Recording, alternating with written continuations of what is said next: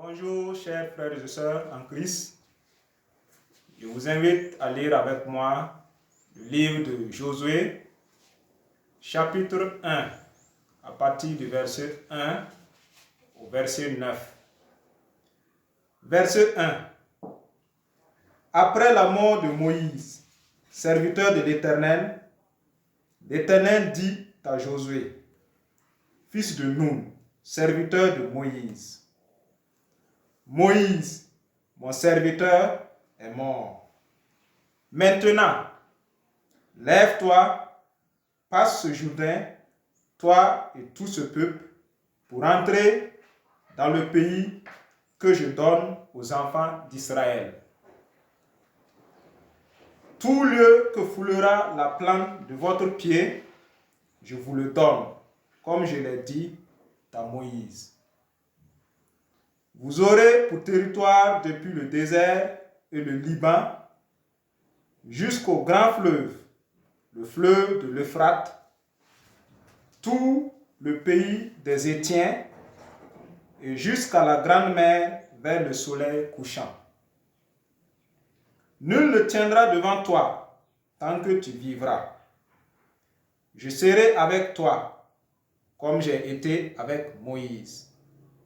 Je ne te délaisserai point. Je ne t'abandonnerai point. Fortifie-toi et prends courage, car c'est toi qui mettras ce peuple en possession du pays que j'ai juré à leur père de leur donner.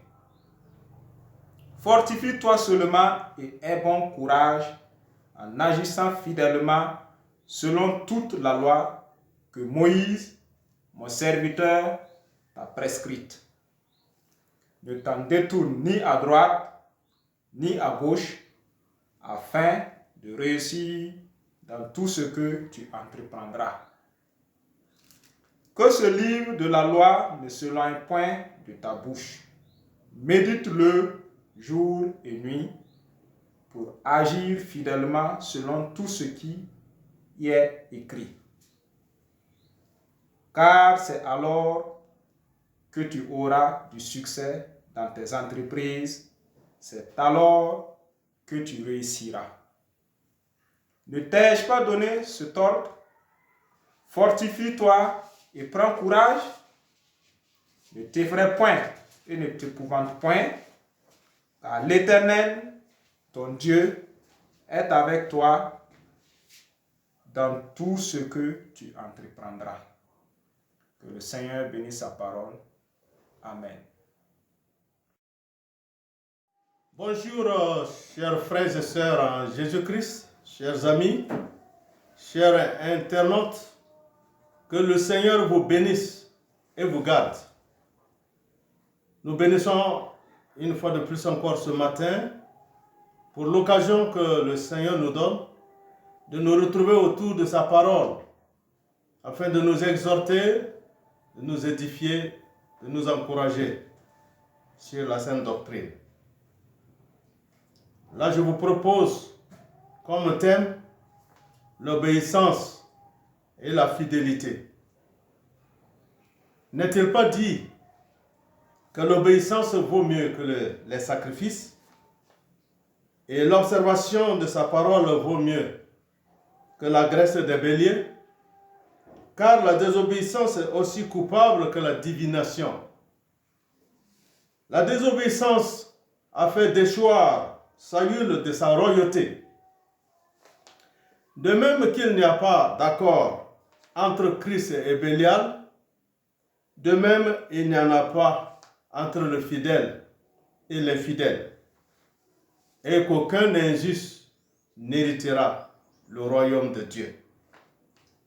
À l'exemple de notre Seigneur Jésus-Christ, qui a obéi et qui a été fidèle jusqu'à la mort, oui, la mort de la croix, comme nous le lisons dans Philippiens 2, à partir du verset 6, Jésus existant en forme de Dieu, n'a point regardé comme une proie à arracher, d'être égal avec Dieu, mais s'est dépouillé lui-même en prenant une forme de serviteur, en devenant semblable aux hommes, et ayant paru comme un simple homme, il s'est humilié lui-même, se rendant obéissant jusqu'à la mort, même jusqu'à la mort de la croix. Verset 9. C'est pourquoi aussi Dieu l'a souverainement élevé et lui a donné le nom qui est au-dessus de tout nom, c'est-à-dire Jésus-Christ, afin qu'au nom de Jésus-Christ, tout genou fléchisse et que toute langue confesse que Jésus-Christ est Seigneur à la gloire de Dieu le Père. Rien n'influençait le Seigneur Jésus dans ce monde pour le faire dévier de sa mission. Alors que tout était mis en œuvre pour vraiment le détourner. Mais il a été fidèle jusqu'à la fin. Et il le restera toujours fidèle, comme tel est son nom, fidèle. Ainsi, Dieu veut voir cette obéissance et cette fidélité en chacun de nous.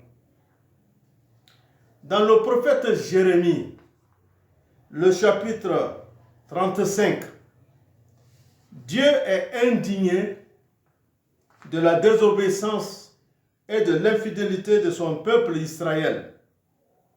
Et alors il voit une famille de Réchabites qui est obéissante et fidèle à une recommandation humaine. Parlons de ces Réchabites. Qui sont les Réchabites? Ils étaient des Kéniens de la famille de Jéthro, qui est le beau-père de Moïse, et ils étaient comptés parmi les enfants d'Israël. Venus avec Israël en Canaan, mais ils restaient nomades au désert pour garder leur indépendance et pour se préserver de la corruption qui avait envahi partout, et particulièrement les villes. Réchab, elle paraît être un descendant de Caleb, et Jonadab, son fils. Nous voyons encore ce Jonadab qui a montré la droiture de son cœur à Jéhu et lui donna la main d'association dans le zèle pour l'Éternel quand celui-ci devait aller accomplir la prophétie du prophète Élie sur la maison d'Akab. En 2 Rois, chapitre 10, verset 15 au verset 17. Nous n'allons pas le lire. Mais faut-il le rappeler, la fidélité des parents n'est pas une sauvegarde pour les enfants. Les enfants doivent à leur tour être manifestés fidèles par l'épreuve. Oui, ça c'est vrai.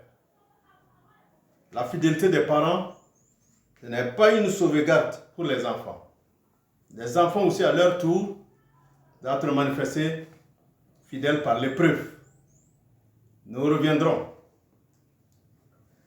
L'obéissance des Réchabites. Au verset 2 de Jérémie 35, Dieu ordonne au prophète Jérémie d'inviter les Réchabites dans une salle du temple et de leur offrir du vin. Cependant, les Réchabites refusent de boire, expliquant qu'ils suivent fidèlement l'instruction de leur ancêtre Jonadab. Ce Jonadab avait ordonné de ne jamais boire de vin. Au verset 6 de Jérémie 35, ils disent, ils répondent à Jérémie, nous ne buvons pas de vin, car Jonadab, fils de Réchab, notre père, nous l'a ordonné. en disant, vous ne boirez pas de vin, ni vous, ni vos fils, à jamais. Ça nous interpelle, Daniel, quand Nebuchadnezzar est venu le déporter chez lui là-bas.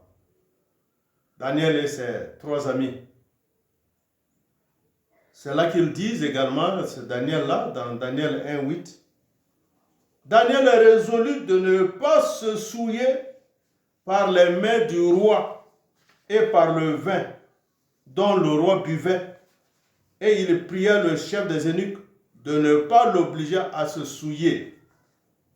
Daniel a gardé cela, ce que les parents l'ont inculqué dès le bas âge. N'oublions pas que Daniel, on est venu les prendre, les amener en déportation quand certainement il avait 10 ans, 12 ans comme ça, avec ses camarades de la génération.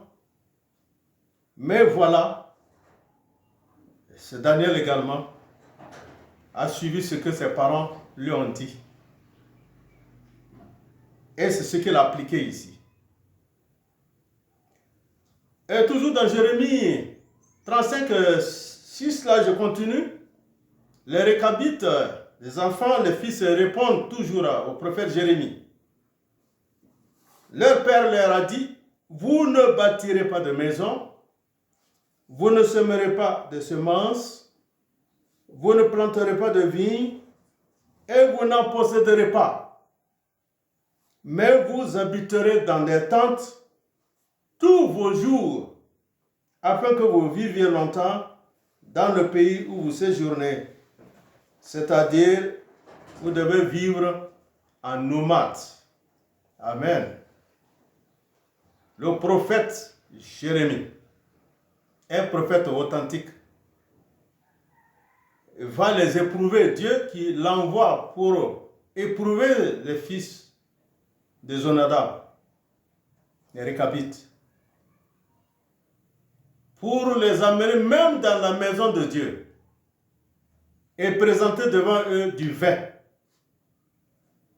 Et il dit, buvez-en, buvez le vin. Mais ses fils répondent, non, nous ne buvons pas de vin.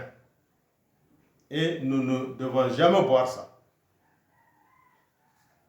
Ça nous interpelle très fort, bien-aimés, que malgré que ce soit le prophète authentique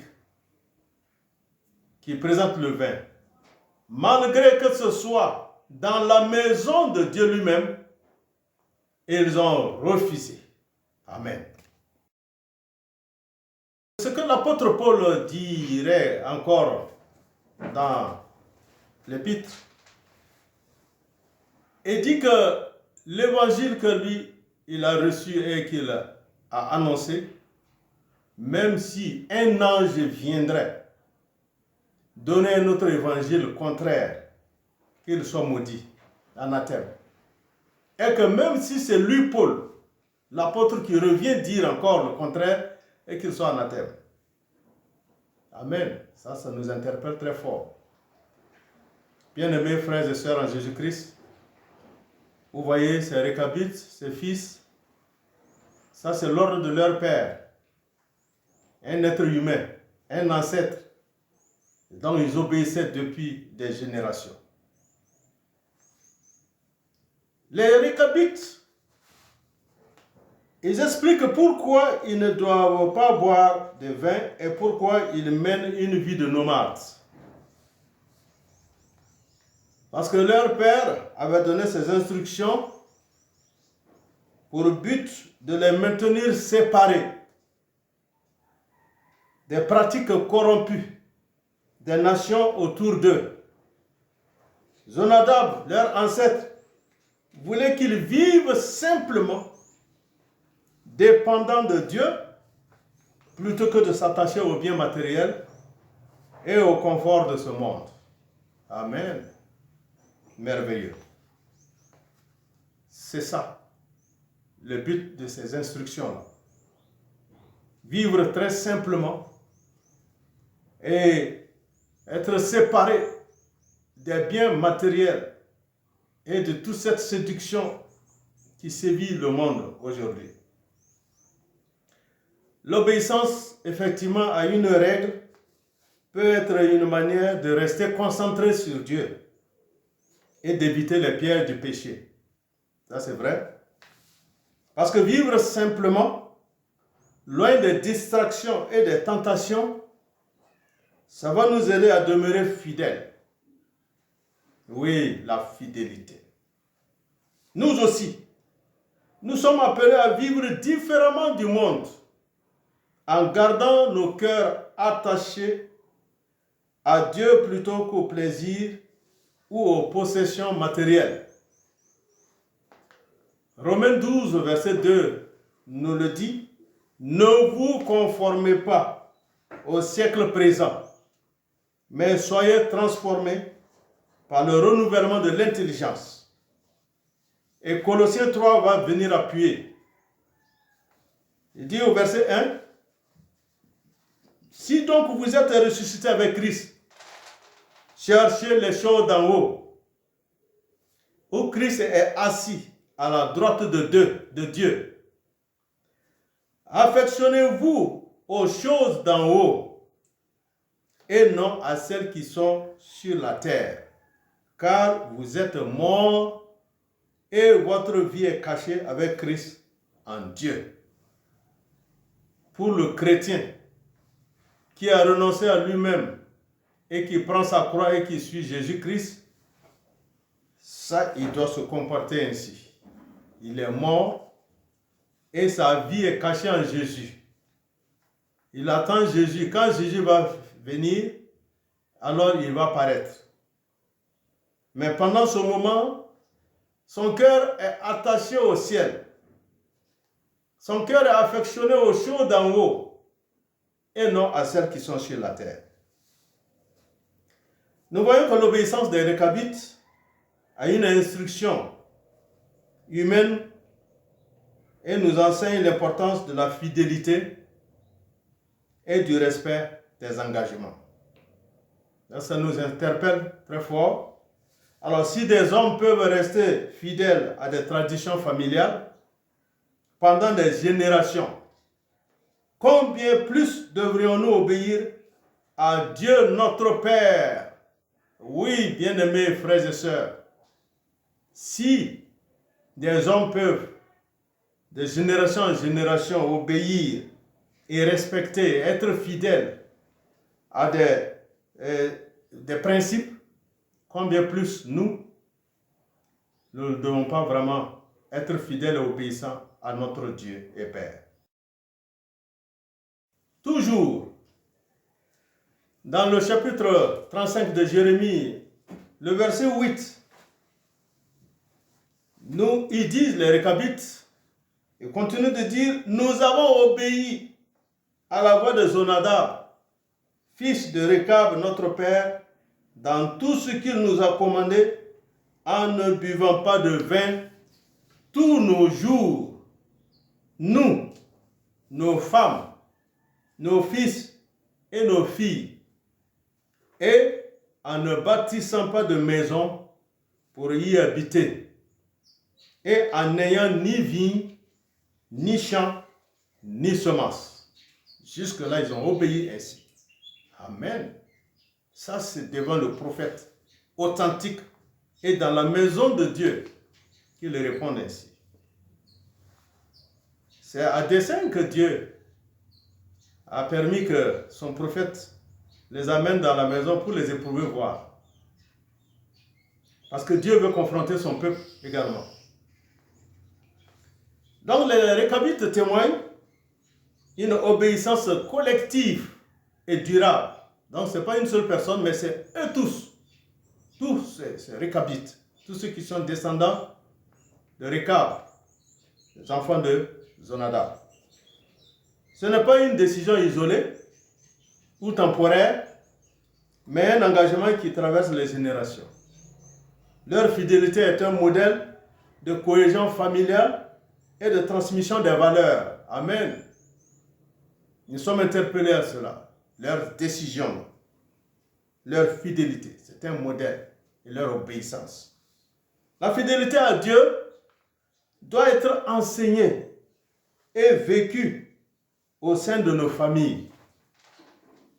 Quand les parents montrent l'exemple en suivant les voies du Seigneur, leurs enfants sont plus susceptibles de poursuivre cette fidélité. Amen.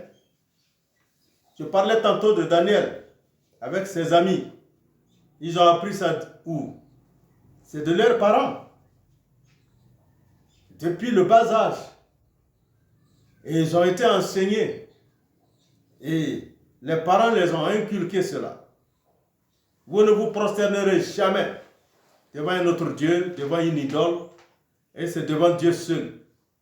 Devant le Dieu d'Abraham, d'Isaac, d'Israël. Devant Dieu, Elohim.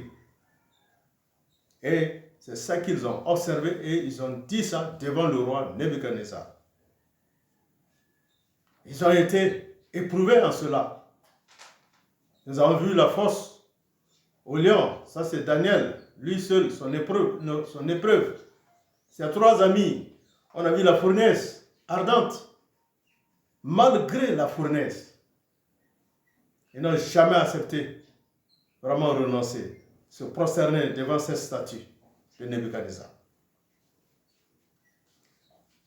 Alors, nous devons donner cet exemple à nos enfants pour toujours. Là, ils vont poursuivre. Soyons des modèles de foi et d'obéissance pour nos proches, en leur montrant l'importance de mettre Dieu au centre de nos vies. Proverbe 22, verset 6 dit, « Instruis l'enfant selon la voie qu'il doit suivre, et quand il sera vieux, il ne s'en détournera pas. » Amen. Ça, c'est quand il est petit, à bas âge, instruis-le. Il va grandir avec ça. Daniel a grandi avec ça depuis Babylone, loin de ses parents. Et il va vivre ça pendant 110 ans encore. Imaginez ça un instant. Jamais de compromis. Oui, ça, l'enfant va continuer avec ça. Nous voyons par là la fidélité et une leçon très importante sur l'obéissance et la discipline. Oui, ils disent au verset 10 de Jérémie 35, « Nous avons habité dans des tentes et avons obéi et fait tout ce que Jonadab, notre père, nous a commandé. » Amen. Donc les Récabites expliquent qu'ils n'ont pas construit de maison, ni cultivé la terre, suivant exactement ce qui leur avait été demandé. Ah, quelle obéissance et quelle fidélité, quelle discipline. Ils montrent vraiment une fidélité à 100%. Même si leur mode de vie pouvait sembler étrange et inconfortable pour d'autres. Ah, ça c'est vrai. On voit des gens qui ne construisent pas, qui ne s'aiment pas, ils ne vont pas récolter, ils habitent dans des tentes, ils ne boivent pas de vin. Ah, c'est une position inconfortable pour d'autres. Les Récabites, ils démontrent une fidélité remarquable à leur héritage spirituel et familial. Ils refusent les plaisirs du monde pour rester séparés et fidèles à l'appel de Dieu.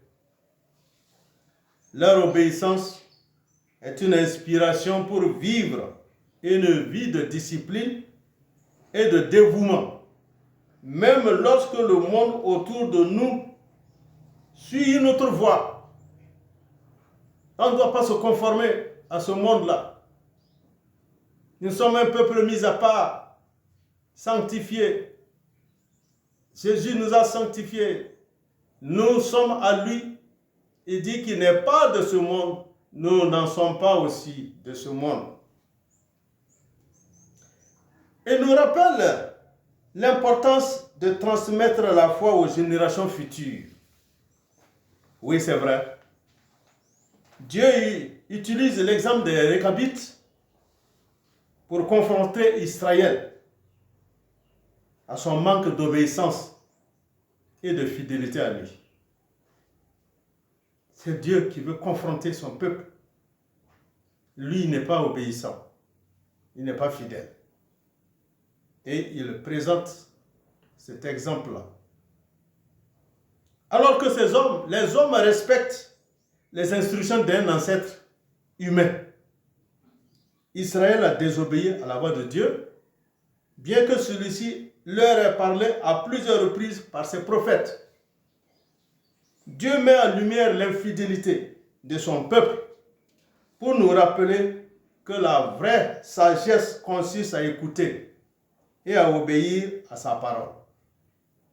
Il ne cherche pas une obéissance partielle ou temporaire, mais un cœur soumis et qui le suit avec constance. Toujours dans Jérémie 35, verset 14, Dieu dit, « Je vous ai parlé dès le matin et vous ne m'avez pas écouté. » Oh! Dieu a envoyé ses prophètes. Il les a parlé, mais ils n'ont pas écouté. Mais quand même, il y a une bénédiction pour ceux qui écoutent. Il y a une bénédiction. Les Récabites vont recevoir une bénédiction de Dieu pour leur obéissance, leur fidélité. Oui. Et Dieu va dire, à partir du verset 17 de Jérémie 35, parce que les Récabites ont fidèlement obéi à leurs ancêtres, Dieu leur promet une bénédiction durable. Jonadab, fils de Récab, ne manquera jamais d'un homme qui se tienne devant moi. Leur obéissance devient un modèle de fidélité récompensé par Dieu. Amen. Dieu honore ceux qui lui obéissent avec fidélité, même dans un monde qui méprise souvent les valeurs divines. Vivre selon les commandements attire sa faveur et sa bénédiction. Amen, ça c'est vrai. Et dit au verset 38 de Jérémie 35, « Puisque vous avez obéi à l'ordre de Jonadab, c'est Dieu qui parle, et que vous avez fait tout ce qu'il vous a prescrit,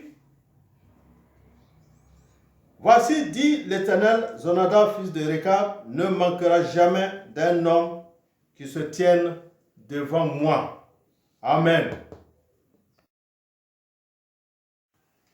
Nous sommes interpellés à être des témoins fidèles de Dieu dans un monde qui s'éloigne de ses voies. Et cela demande beaucoup de courage,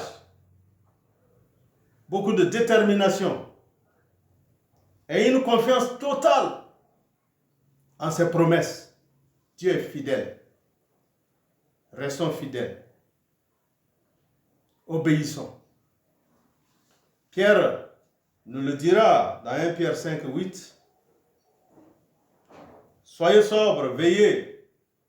Votre adversaire, le diable, rôde comme un lion rugissant, cherchant qui il dévorera. Qui il cherche? L'ennemi, son objectif, c'est de nous détourner de notre mission, de notre vocation, de notre obéissance. C'est de nous rendre désobéissants, c'est de nous rendre infidèles. C'est ce que ça voudra dire. Mais il faut de la sobriété, il faut vraiment veiller. Très important.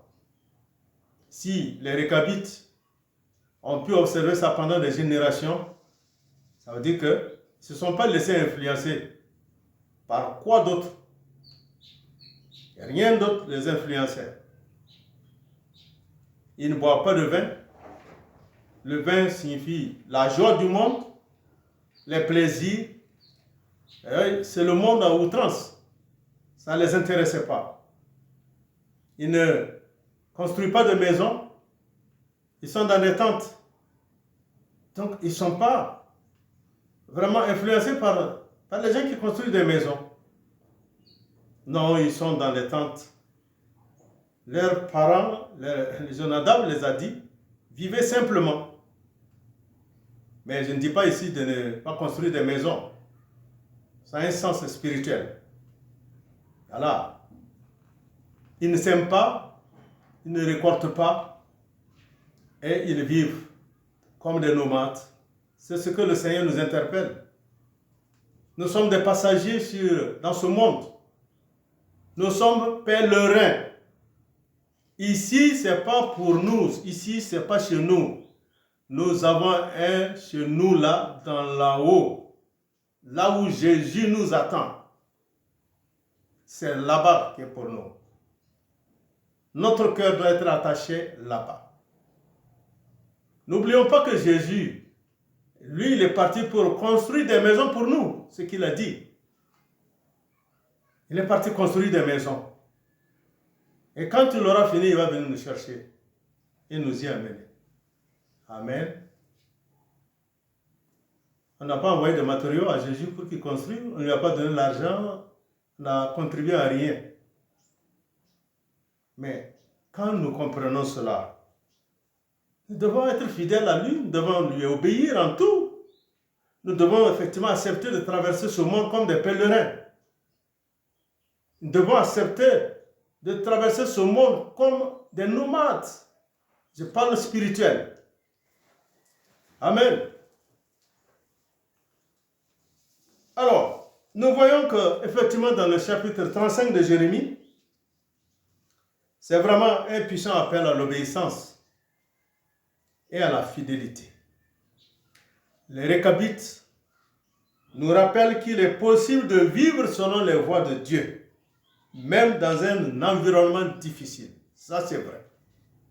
Ça, ils nous apprennent ça, que c'est possible. On peut vivre dans ce monde comme n'étant pas de ce monde. Oui, vivre là comme un passager, comme un pèlerin, comme quelqu'un qui passe, un nomade. Alors, ce passage nous invite à examiner notre propre cœur.